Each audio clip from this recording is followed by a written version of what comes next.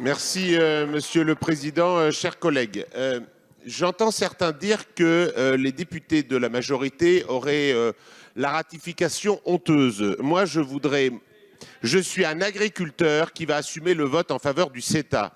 Depuis des heures, on parle de cette histoire de bœuf. Mais est-ce que le CETA se résume à ça? Moi, je voudrais en venir à la dimension diplomatique de cet accord.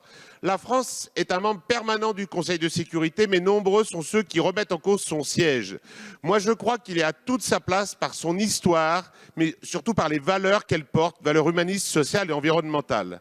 Mais ce n'est pas la France seule qui arrivera à les diffuser de par le monde si elle est la seule à les porter. Certains pays européens, mais pas tous, partagent cet idéal. Et je crois foncièrement que le Canada est sur cette même ligne de valeurs. Et c'est pour ça que la France a un intérêt tout particulier à signer des accords avec les pays avec lesquels nous partageons ce socle de valeurs communes. Imaginons les conséquences d'un refus de la France vis-à-vis du Canada, mais aussi du reste du monde. Une France trop fière, trop dédaigneuse, trop sûre d'être la meilleure pour considérer qu'un pays comme le Canada n'est pas capable de se soucier de la santé de ses ressortissants, de contrôler ses propres produits. Ce serait catastrophique.